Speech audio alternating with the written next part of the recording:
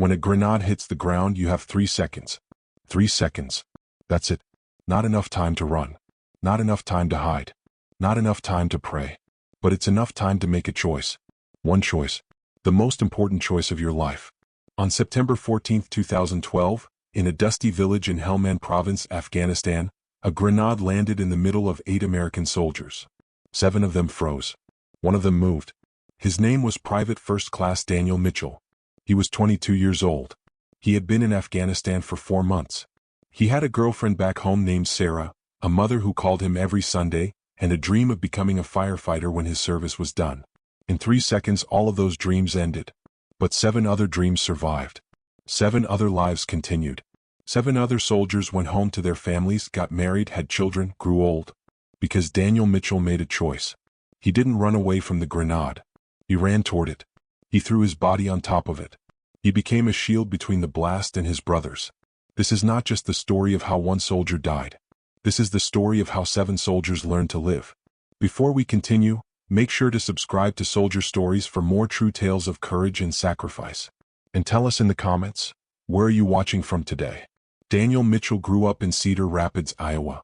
Small town, good people, Friday night football games and Sunday church services. His father was a mechanic.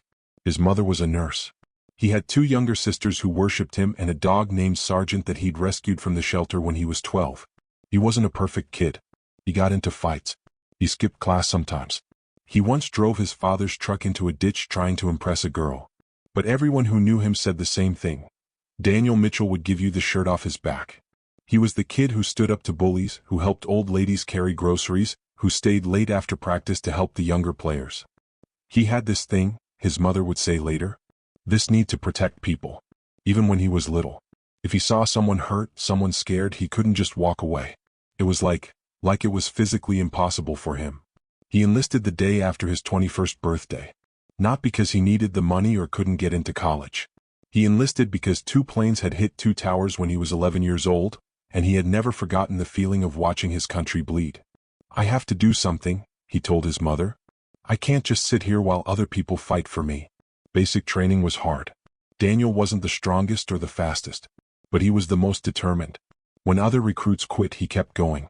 When other recruits complained, he encouraged them. By the end of boot camp, his drill sergeant pulled him aside and said something Daniel would never forget. Mitchell, you're not the best soldier I've ever trained, but you might be the best man. Don't ever lose that. Daniel was deployed to Afghanistan in May 2012. 4 months later, he would be dead. But in those 4 months, he would become immortal. Helmand Province was hell on earth. ADs buried in every road. Snipers in every window. An enemy that wore no uniform, showed no face, followed no rules. The soldiers of 3rd Platoon Bravo Company learned quickly that death could come from anywhere at any time for any reason. Daniel's squad was 8 men. Their squad leader was Staff Sergeant Marcus Williams, a 34-year-old veteran on his 3rd deployment. The others were a mix of experience and youth. Corporal James Jimmy Reeves, 28, married with a baby daughter. Specialist Anthony Ruiz, 25, engaged to his high school sweetheart. Private First Class Kevin Park, 23, the son of Korean immigrants who had saved for years to send him to college. College he deferred to serve. Private First Class Michael O'Brien, 21, a red-headed giant from Boston who never stopped talking. Private First Class David Kowalski, 20, quiet and serious, writing letters to his mother every night. And Private First Class Tyler Jackson, 19, the baby of the group, so young he still had acne. And then there was Daniel. The middle of the pack. Not the leader, not the rookie. Just a soldier doing his job. But the others noticed something about him. The way he always volunteered for the dangerous tasks. The way he checked on everyone before he slept. The way he shared his care packages from home, even when he was hungry himself. Mitchell's got that thing, Marcus Williams wrote in a letter to his wife. That thing where you know he'd die for you. Most soldiers say they would. Mitchell actually would. You can see it in his eyes. He didn't know how right he was. September 14, 2012. 0947 hours. The mission was routine, or as routine as anything could be in Helmand. A foot patrol through a village that had been cleared 3 times already. Hearts and minds, they called it. Walk through, show the locals you're not there to hurt them, gather intel, move on. The village was quiet. Too quiet, some of the soldiers thought. But quiet was good. Quiet meant no shooting. They were wrong. The patrol was moving through a narrow alley between two mud brick buildings when the ambush hit. Gunfire from 3 directions. The squad scattered, taking cover behind walls and vehicles, returning fire. And then the grenade came. Private Tyler Jackson was the first to see it. A dark object arcing through the air, spinning end over end, catching the sunlight for just a moment before it landed at his feet. Grenade. The word that every soldier dreads. The word that means you have 3 seconds to live or die. Tyler froze. He was 19 years old. He had never seen a live grenade before. His brain couldn't process what his eyes were seeing. Jimmy Reeves saw it too. He was 5 feet away behind a low wall.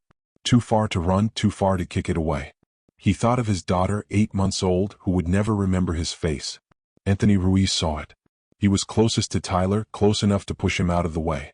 But pushing Tyler would just put someone else in the blast radius. There was no good option. There was no option at all. And then Daniel moved. The human brain processes danger in 0.2 seconds. In that time, the amygdala, the fear center, sends a signal to the rest of the body. Run. Hide. Survive. Daniel Mitchell's amygdala sent that signal. His legs started to move backward, away from the grenade. His instincts screamed at him to flee.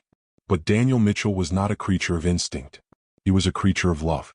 In the 0.8 seconds between seeing the grenade and making his decision, Daniel's brain didn't calculate odds or weigh options. It simply saw 7 men, his brothers, standing in the kill radius. It saw Tyler, 19, who had never kissed a girl. It saw Jimmy, whose daughter would never know her father. It saw Marcus, Anthony, Kevin, Michael, David. 7 lives. 7 futures. 7 families waiting back home. And it saw one chance to save them. Daniel's legs stopped moving backward. They started moving forward. Toward the grenade. Toward certain death. And oh, someone screamed. Maybe everyone screamed. The world became noise and chaos and the horrible slow-motion clarity of watching someone you love do the impossible. Daniel Mitchell dove. His body hit the ground at the exact moment the grenade detonated. He curled himself around it, fetal position, his back to his brothers, his chest absorbing the blast that would have killed them all. The explosion was deafening. Dust and debris filled the air. The world went white, then red, then black. When the dust settled, 7 soldiers were on the ground. Bleeding. Deafened. But alive. And Daniel Mitchell was gone. Not gone as in dead. Gone as in pieces. The blast had done what blasts do. There was nothing left that looked like a man. But scattered across the alley, mixed with the blood and the dirt and the fragments of the grenade, were 7 soldiers who were still breathing. 7 soldiers who would go home. 7 soldiers who would live the rest of their lives knowing exactly who had paid for them. The firefight lasted another 20 minutes. It felt like 20 hours. The survivors fought in a daze, their ears ringing, their minds unable to process what had just happened. Marcus Williams, the squad leader, had taken shrapnel to the arm and face but kept commanding, kept shooting, kept his men alive until air support arrived and the enemy melted away. When the medevac helicopters landed, the medics counted bodies. 7 wounded, 1 Kia. The wounded were loaded onto stretchers, IVs started, vitals monitored. The Kia was collected. There was no other word for it. Tyler Jackson, the youngest, the one who had frozen, sat in the helicopter and stared at nothing. His uniform was soaked with blood, not his blood, Daniel's blood, and he couldn't speak. For 3 days he didn't speak at all. Jimmy Reeves held his rifle and cried. Openly, unashamedly, like a child. He kept saying the same thing over and over, "It should have been me. It should have been me." Marcus Williams, bleeding from a dozen wounds, refused treatment until he had personally accounted for every piece of Daniel Mitchell that could be found. "We're not leaving him behind," he said. "Not one piece. Not one drop. We bring him home whole or we don't go home at all." They brought him home. What was left of him? The funeral was held in Cedar Rapids, Iowa, on a gray October day. The whole town came. Schools closed. Businesses shut their doors. American flags lined every street from the church to the cemetery. Daniel's mother sat in the front row, clutching the folded flag, her face a mask of grief that would never fully heal. His father sat beside her, silent, broken, looking decades older than he had a month ago. His sisters sobbed into each other's shoulders. And in the row behind them sat 7 soldiers in dress uniforms. Marcus Williams, Jimmy Reeves, Anthony Ruiz, Kevin Park, Michael O'Brien, David Kowalski, Tyler Jackson. 7 men who had been given a gift they never asked for and could never repay. The ceremony was military precise. The rifle salute. The bugler playing taps. The folding of the flag, the presentation to the family, the words that never seem adequate, on behalf of a grateful nation. But then something happened that wasn't in the protocol. Tyler Jackson stood up. Then Jimmy. Then all 7 of them, one by one, until they were standing in a line before the casket. And one by one they broke. Tyler fell to his knees and pressed his forehead against the flag-draped wood. "I'm sorry," he whispered. "I'm sorry I froze. It should have been me. You were 22. You had your whole life. I froze and you." Jimmy wrapped his arms around the casket and sobbed. "My daughter will know your name. I swear to God, Mitchell. She'll know who saved her father. She'll know." Marcus Williams, the hardened veteran, the man who had seen death 100 times, stood at attention and saluted. The tears streamed down his face, but his hand didn't waver. "I'll take care of them," he said. "All of them. For the rest of my life. I'll take care of your brothers." The congregation watched in silence. Some cried. Some prayed. Some simply bore witness to a grief too profound for words. 7 soldiers saying goodbye to the man who had given everything. 3 months later, Jimmy Reeves' wife gave birth to their second child. A boy. They named him Daniel. "It wasn't even a question," Jimmy said. "There was no other name. There never will be." 6 months after that, Tyler Jackson got married. His wife was pregnant by the end of the year.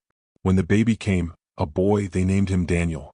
One by one, the 7 survivors started their families. And one by one they made the same choice. Marcus Williams. Daniel Marcus Williams, born 2014. Anthony Ruiz. Daniel Antonio Ruiz, born 2015. Kevin Park. Daniel Park, born 2014. Michael O'Brien.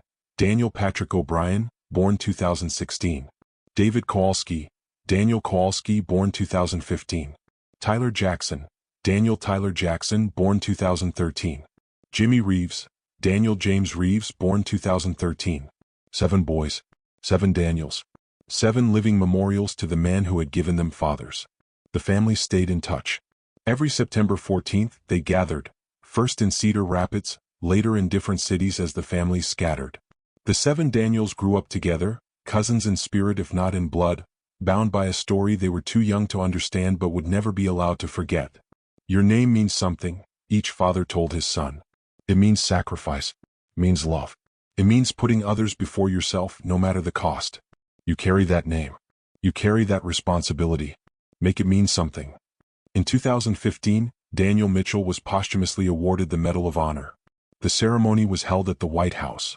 The president placed the pale blue ribbon around Mrs. Mitchell's neck. She would carry it for her son, who could no longer carry it himself. The citation was read aloud. Private First Class Daniel Mitchell distinguished himself by conspicuous gallantry and intrepidity at the risk of his life above and beyond the call of duty. When an enemy grenade landed among his squad, Private First Class Mitchell, with complete disregard for his own safety, threw himself upon the grenade, absorbing the blast and saving the lives of 7 fellow soldiers. His selfless actions were in keeping with the highest traditions of military service and reflect great credit upon himself, his unit, and the United States Army.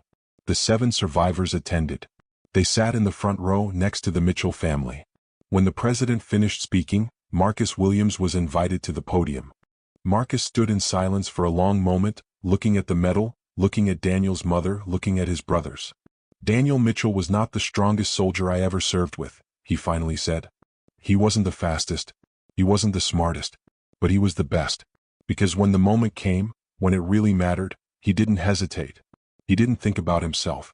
He thought about us." His voice cracked. "I've spent 3 years trying to figure out how to thank him. How do you thank someone for your life? For your children's lives? For every sunrise, every birthday, every moment you get to spend with the people you love?" He looked directly at Daniel's mother. "You don't. You can't. All you can do is try to be worthy of it. Try to live a life that honors the gift you were given. That's what we're trying to do, Mrs. Mitchell. Every single day. We're trying to be worthy of your son." He saluted. "Mission complete, brother. We're still breathing. And we're never going to forget." Today the 7 Daniels are teenagers. The oldest is 13. The youngest is 10. They know the story. They've heard it from their fathers, seen it in the documentaries, read it in the history books.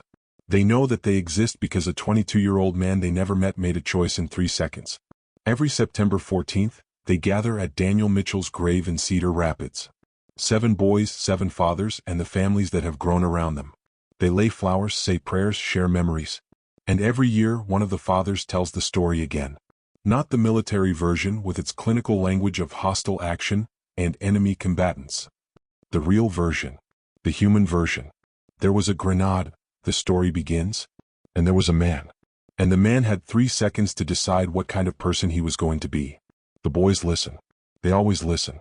Your name is Daniel. That name belongs to a hero. Not a hero because he killed enemies or won battles.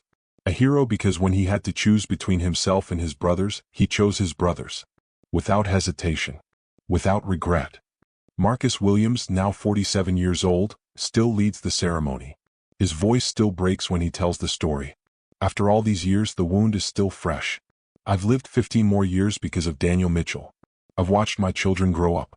I've held my grandchildren. Every good thing that's happened to me since September 14, 2012, is because of him. He looks at the headstone. Simple white marble. Name, rank, dates. And the Medal of Honor insignia carved into the stone. I used to wonder if he was scared. In those 3 seconds.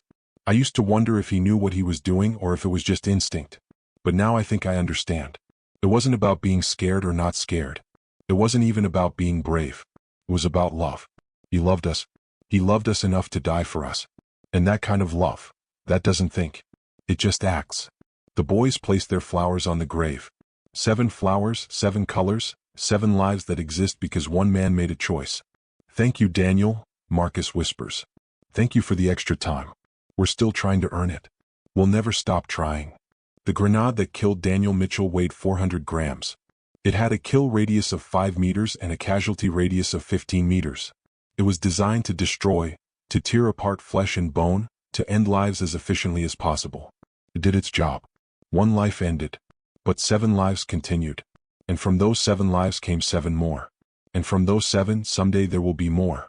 Children and grandchildren, generations extending into a future that Daniel Mitchell made possible. He was 22 years old. He had never been married. He had never held his own child. He never got to become a firefighter, never got to grow old, never got to see what his life might have become. But in the lives of the people he saved, and the people they created, Daniel Mitchell is still living, still protecting, still giving the shirt off his back to anyone who needs it. 3 seconds. 1 choice. 7 lives. That's the math of heroism. It doesn't make sense on paper. It doesn't balance in any equation. But it's real. And it echoes forever. Moral of the story, true courage isn't the absence of fear. It's the decision that something else matters more than your fear. Daniel Mitchell had 3 seconds to decide what kind of man he was. He chose to be the kind who puts others first. We should all be so brave. If this story moved you, please subscribe to Soldier Stories. Share it with someone who needs to hear it. And remember, heroes don't always wear capes. Sometimes they wear dog tags. And sometimes they never come home.